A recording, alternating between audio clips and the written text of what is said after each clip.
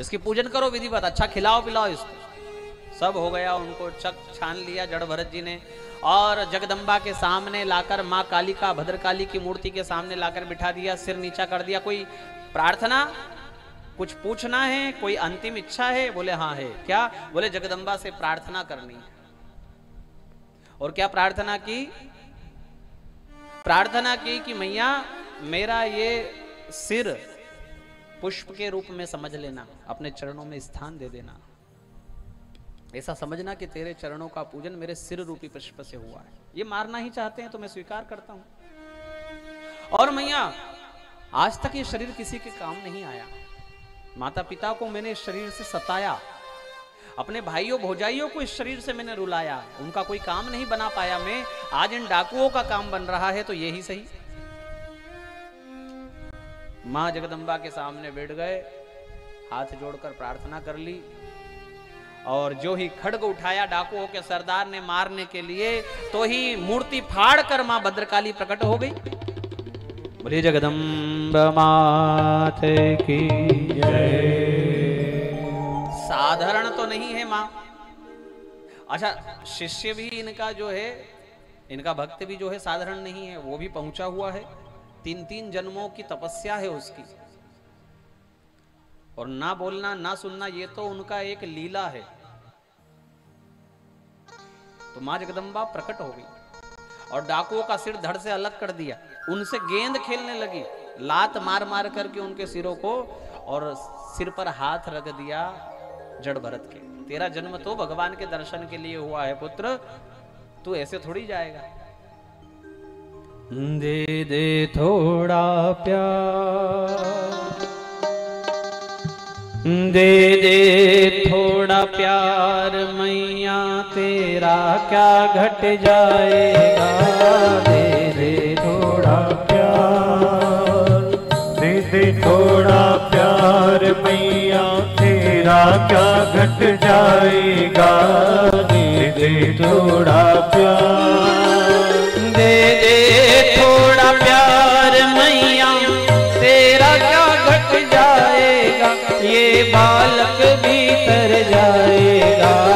दे दे थोड़ा प्यार, दे दे थोड़ा प्यार मैया, तेरा क्या घट जाएगा। दे दे थोड़ा प्यार।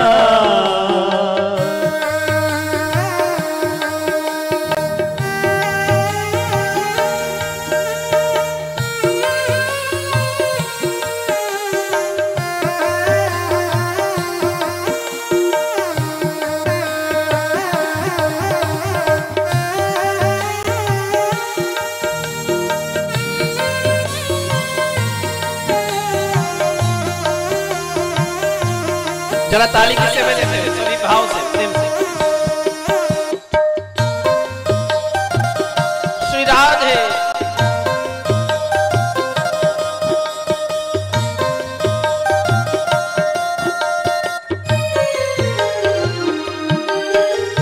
दे दिया तुमने उनको सहारा, जो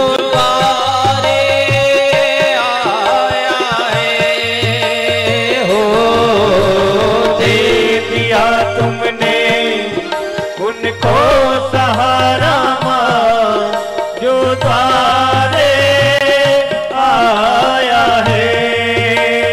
ओ भर दिया दामन खुशियों से उनका मां, जो अर्जी लाया है।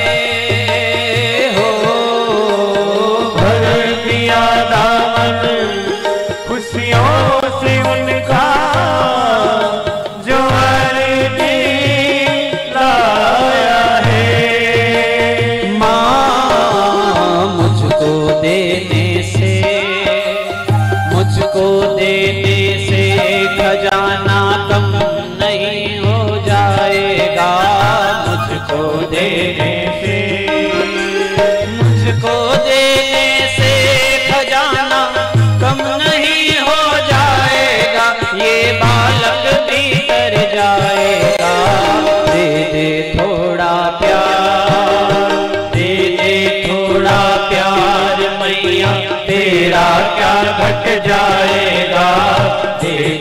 थोड़ा प्यार।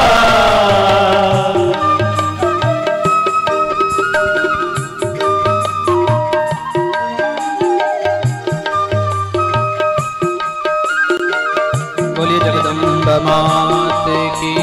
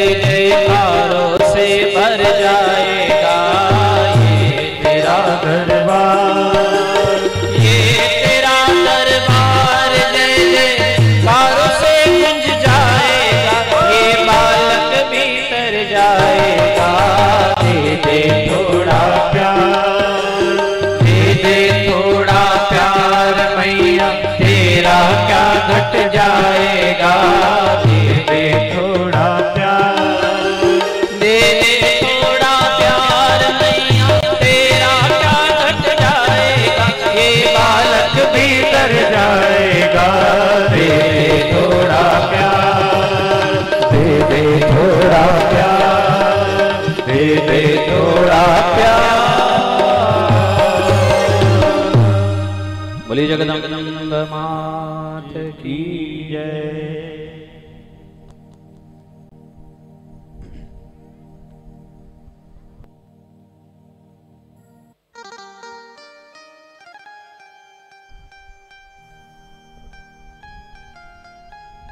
तो माँ जगदम्बा के सामने जड़ भरत जी नतमस्तक हुए।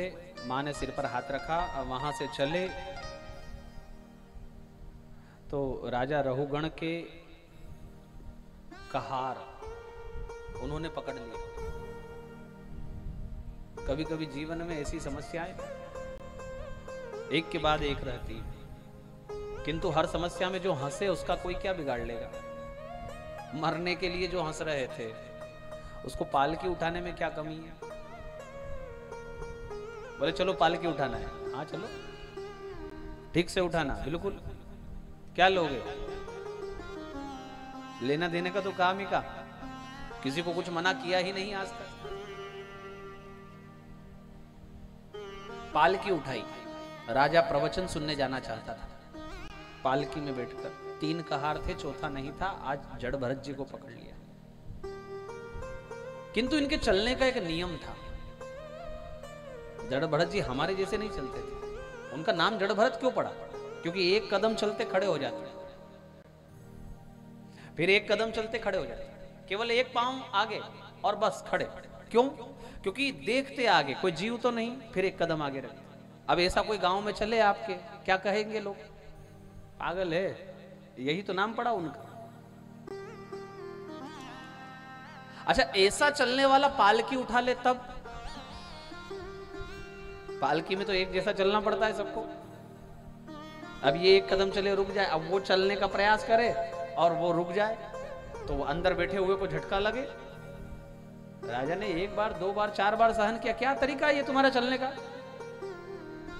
मौत आई है तुम्हारी। अब राजा का स्वभाव पता है, कहारों को मार डालेगा, बहुत क्रोधी है। तो हाथ जोड़कर कहा कि नाथ, हम तो ठीक से चल रहे हैं, ये नया कहार पकड़ कर लाए, ये ठीक से नहीं चलता। और राजा ने देखा कि बहुत ऊंचा पूरा हट्टा कट्टा नौजवान है, तो राजा ने कहा बेचारा ठिंगना तो है, दुबला पतला है, हा? कम आयु उसकी, कमर उसकी असमय झुक गई, तुम क्यों उसके ऊपर पालकी तुमने लाद दी? मजाक उड़ाया। सोचा कि मैं मजाक उड़ाऊंगा ये थोड़ा ठीक हो जाएगा, किंतु उल्टा असर हुआ। जड़ भरत जी ने मन ही मन सोचा कि ठिंगना, मोटा, पतला ये सब शरीर के गुण हैं, मुझे कोई राजा नहीं कह रहा। और वो वैसे ही चलते रहे।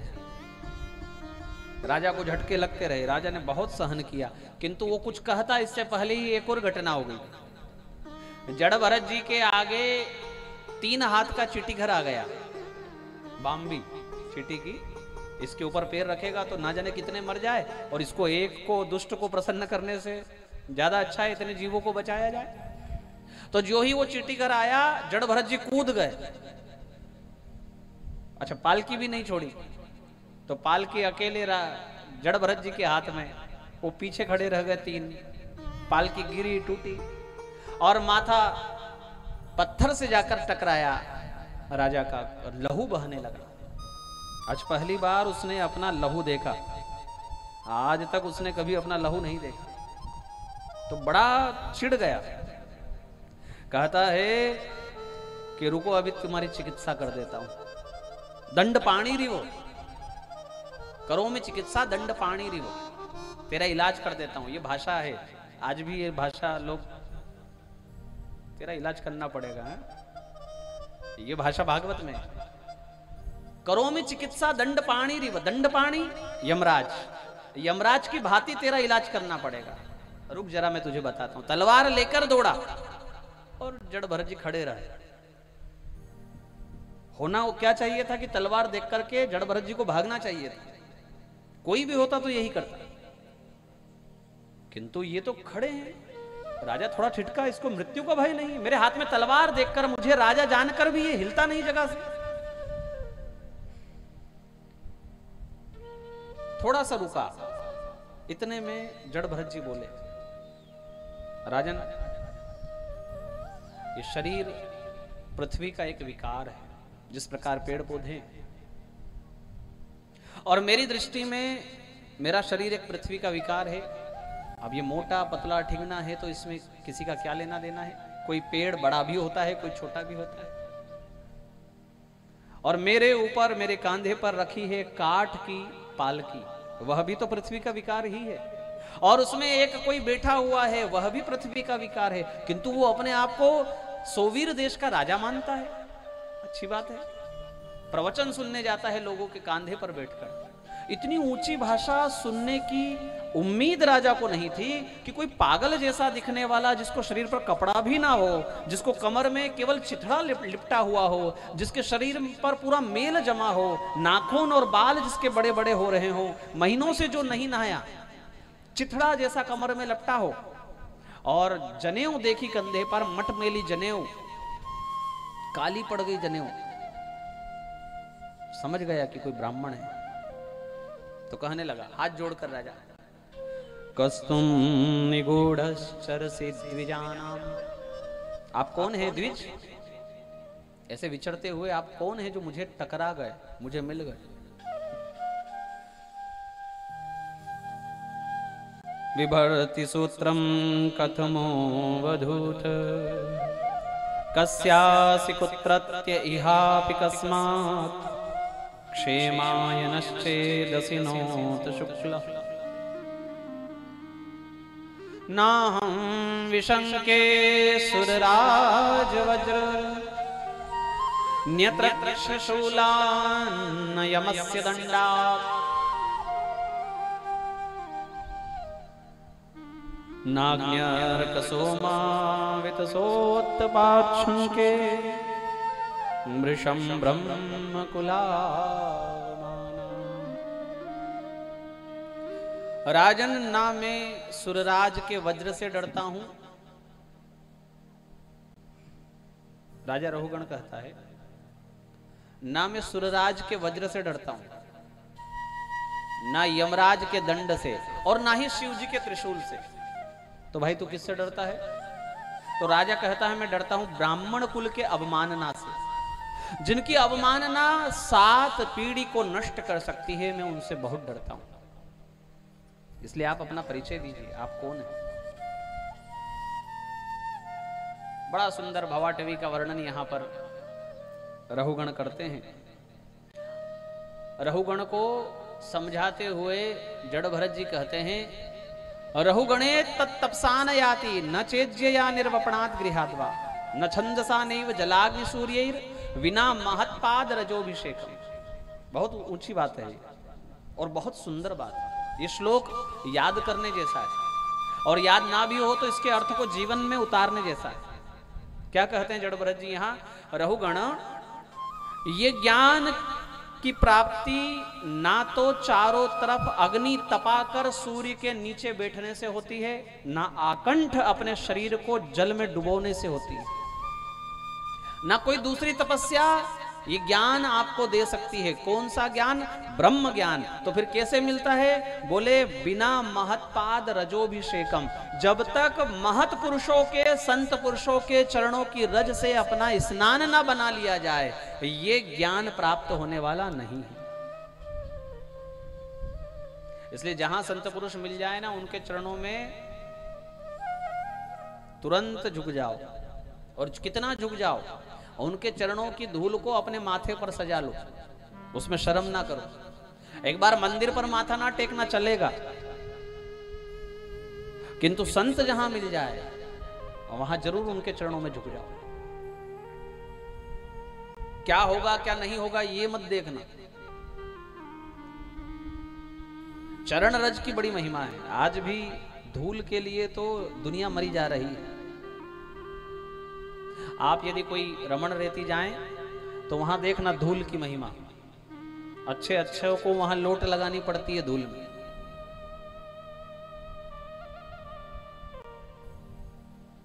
गए ही होंगे आप रमण रेती, क्योंकि संत पुरुषों के चरणों की धूल है। भगवान जहां खेले हैं मिट्टी में, ये वो धूल है।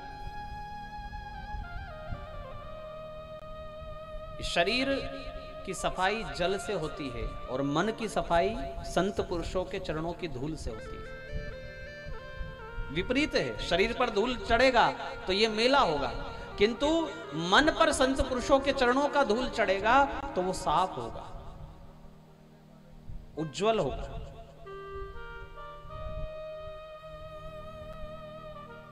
भवाटवी का वर्णन, मानव का इस संसार में आना, किस प्रकार से वो अपनी सुख सुविधाओं को जुटाता है, यदि उसमें जरा सी भी ठोकर लग जाए तो वो कितना पश्चाताप करता है, जरा सा भी कष्ट हो जाए तो वो कितना धिक्कारता है अपने आप को, अपने भाग्य को, यहां तक कि भगवान को भी कुछ भी कहने में वो चूकता नहीं। और फिर कैसे तड़प करके मोह में फंसकर, लोभ में फंसकर उसकी मृत्यु होती है, और उन पाप कर्मों के द्वारा कैसे उसको मां का गर्भ प्राप्त होता है। मां के गर्भ में प्रथम मास में उसकी क्या स्थिति होती है बताया। 3 रात्रि में एक कलल के समान, 8 रात्रि में बेर के समान, फिर एक आंवले के समान, और मास भर में एक पिंड के समान। द्वितीय मास में और तृतीय मास में उसके अंग और प्रत्यंग निकलते हैं। चतुर्थ मास में उसकी रोमावली आदि का विकास होता है।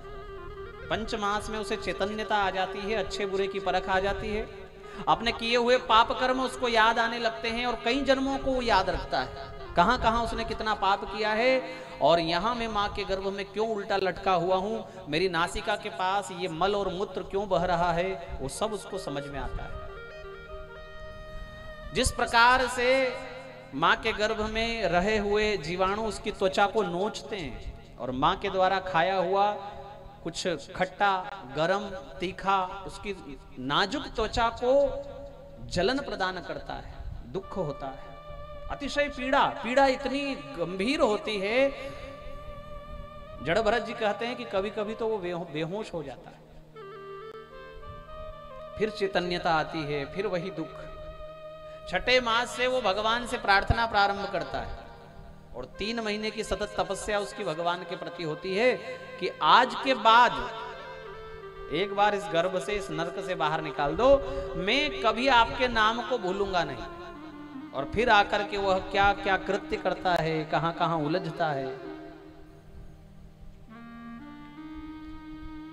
इस सारा वर्णन भवाटवी में, 2 अध्याय में भवाटवी है। और आश्चर्य की बात यह है कि जो जड़ भरत जी अपने माता पिता से नहीं बोले, अपने भाई भौजाई से नहीं बोले, डाकुओं ने मारना चाहा वहां भी गूंगे बने रहे, वो यहां क्यों बोले? ऐसा क्या राजा रहुगण ने उसको दे दिया जो यहां वो बोलते हैं? देखो, इसके पीछे है संतों की महिमा। जड़ भरत जी भी एक संत है। कहते हैं संतों के तो चरणों की रज भी किसी को मिल जाए तो उसको नरक नहीं मिलता है, और यदि वह संत उसके सिर पर हाथ रख दे तब, अच्छा वही संत उसको अपनी गोद में बिठा ले तब, अच्छा ये मानो कि वही संत उसको अपने कंधे पर चढ़ा ले तब तो उसको वैकुंठ मिलना चाहिए ना। तो जड़ भरत जी ने अनजाने में ही से ही पालकी में इसको अपने कंधे पर बिठाया, और यदि अभी भी अहंकार में पड़ करके उसको नरक मिल जाता उस राजा को, तो दुनिया में लोग कहते हैं कि संतों का कोई महिमा नहीं है। उसका ये भ्रम मिटाने के लिए, उसके अहम का नाश करने के लिए बोले यहां पर, बड़ा सुंदर प्रवचन किया। यही पंचम स्कंध में ज्योतिष चक्र का वर्णन है, पृथ्वी, सूर्य, चंद्र आदि का वर्णन है, इनकी दूरी का वर्णन है, इनके रंगों का वर्णन है, हमारे सप्त द्वीप कितने बड़े हैं और कैसे हैं इसका वर्णन है, सप्त सागर कैसे हैं, कैसे बने, ये सारा वर्णन है, और स्वर्ग का वर्णन, नरक का वर्णन। नरक का वर्णन सुनकर राजा परीक्षित भयभीत हो गए। पापों से मिलने वाली सजा सुनी तो बड़ा दुख हुआ। एक पाप गलती से हुआ है राजा से कि ब्राह्मण का अपमान कर दिया, तो वो दुख जला रहा है अंदर से। इसका कोई उपाय नहीं? बोले है क्या? बोले भगवन नाम संकीर्तन। पहले तो पश्चाताप और फिर भगवन नाम संकीर्तन। पाप होना और गलती होना स्वाभाविक है। छोटा बड़ा, जवान बूढ़ा, बच्चा, गलती होगी, किंतु गलती से पश्चाताप, ये तुरंत भाव आना चाहिए। यदि पश्चाताप का भाव नहीं है तो वही रावण है। आज भी रावण को क्यों जलाया जा रहा है? जरा अपने आप से पूछो, क्या ऐसा उसने कर दिया जो दूसरे राक्षसों ने नहीं किया? भाई हिरण्याक्ष और हिरण्यकश्यप को क्यों नहीं जला रहे? शिशुपाल, दंतवक्त्र, बकासुर और भी तो कितने कितने राक्षस हुए। मारीच, सुबाहु, चाहे रामचरितमानस उठाओ, चाहे भागवत उठाओ, अनेक अनेक राक्षसों की संख्या है। केवल रावण को ही क्यों जलाया जा रहा है हर साल? क्योंकि वो अपनी गलती का स्वीकार नहीं करता था। उसकी एक विशेषता थी कि उसकी गलती पकड़ा भी जाती ना किसी के सामने, तो वह उस गलती को अनेक बातों से और अपनी बुद्धिमत्ता से उसको छिपाता था, उजागर नहीं करता था। और यही भाव आजकल कई लोगों में, कुछ गलती हो जाए तो कहेंगे कि वो थोड़ा ऐसा हो गया, नहीं तो मैं तो ये कर देता। एक बात ये नहीं बोलेंगे कि हाँ मुझसे गलती हुई। एक शब्द में पूरी बात खत्म हो जाती है। कोई काम बिगड़ गया, आपको केवल इतना बोलना है कि मुझसे गलती हुई, आगे से प्रयास करूंगा कि ऐसा ना हो। किंतु उसको छिपाने के लिए, बहाने बनाने के लिए बहुत दिमाग चलाते हैं, बहुत तरह की बातें बनाते हैं, फिर भी एक दिन वो बात सामने आती है और फिर नीचा देखना पड़ता है। और रावण की यही विशेषता थी, कई बार उसकी गलतियां पकड़ाई, सबके सामने आई। एक दिन मंदोदरी ने उसको कहा, इतना प्रेम था अगर सीता से तो जाते जनक की सभा में, उठाते धनुष, तोड़ देते उस धनुष को बीच में से, फिर सीता आपके यहां आती तो मैं भी अपनी बड़ी बहन समझ करके उसको स्वीकार करती। ये कहां ठीक है कि कुत्ते की भांति जा करके किसी और की पत्नी को चुरा कर ले आए? ये पत्नी कह रही है मंदोदरी रावण को, बात चुभ गई, रावण को लग गई, किंतु गलती स्वीकार कैसे करे? तो देखो, जैसे लोग बहाने बनाते ना, ऐसे रावण ने एक बहाना बनाया। अरे तू तो पागल है, तू बड़ी भोली है मंदोदरी, तुझे कहां इतनी समझ है? तू वो छोटे से धनुष की बात करती है। अरे उसकी तो औकात ही क्या मेरे सामने कि वो मुझसे ना उठे। एक दिन वो धनुष को लेकर त्रिपुरारी पहाड़ पर, कैलाश पर बैठे थे, साथ में मां जगदम्बा भी बैठी थी, और ये तेरा पति गया था वहां पहाड़ और शिव पार्वती सहित उस धनुष को उठा दिया था। ये बात बिल्कुल सत्य है कि रावण ने यह कार्य किया था, किंतु रावण इतना नहीं बोल पाया कि हाँ मैं जनक की सभा में भी गया था और धनुष उठाना तो दूर, मेरी उंगली फंस गई थी, बड़ी मुश्किल से निकाल कर आया हूं। इतना सा बोल देता यदि तो बात सामने आ जाती। किंतु इस गलती को कैसे दबाया जाए, कैसे छिपाया जाए, कैसे झूठ बोला जाए। छोटी छोटी बातों में जो कार्य हमसे ना हो पा रहा है उसके लिए लोग बहाने बनाते हैं, अपने आप को कम नहीं आंकते हैं। क्या हो जाएगा यदि हम अब छोटे ही हो जाएंगे? तो क्या हो जाएगा कि हम एक शब्द में इतना कह दे कि हाँ ये तूने अच्छा कर दिया, मेरे से नहीं हुआ। इसलिए आज भी ये रावण की एक बहुत बड़ी गलती है, ये रावण का एक बहुत बड़ा अवगुण है जो मैंने आपके सामने रखा है। रावण का अवगुण केवल इतना नहीं है कि वो सीता जी का हरण करके लाया, क्योंकि भगवान ने उसको और भी अवसर दिए थे। हनुमान जी को भेजना ये अवसर ही तो था, अंगद को भेजना ये अवसर ही तो था। गलती उसकी ये नहीं कि वो सीता जी का हरण करके लाया, उसकी गलती ये है कि उसने कभी अपनी गलती को माना ही नहीं। अनेक बहानों से वह बचता रहा, भजन करने से, सद्गुणों से। देखो एक और उसका बहाना आप अगर पढ़ें अरण्य कांड, नाक कान कटा शूर्पणखा का, और उसने रावण को जाकर कहा पूरी बात। तो रावण कहता है खरदूषण को शिकायत करना था। तो शूर्पणखा ने कहा एक बाण से 14,000 राक्षसों के साथ जिसने खरदूषण को मार दिया, एक बाण से मैं यहां तक क्यों आई? शूर्पणखा को फिर बहाना बनाया, अरे ये छोटी मोटी बातें लेकर मेरे पास नहीं आना। किंतु अंदर ही अंदर वो जानता है कि खरदूषण मौसम बलवंता, तिनहि को मार ही बिनु भगवंता। ऊपर से क्या बोल रहा है और अंदर क्या चल रहा है, ये रावण होने की पहचान है। आज भी रावण की विचारधारा 90% लोगों के अंदर है।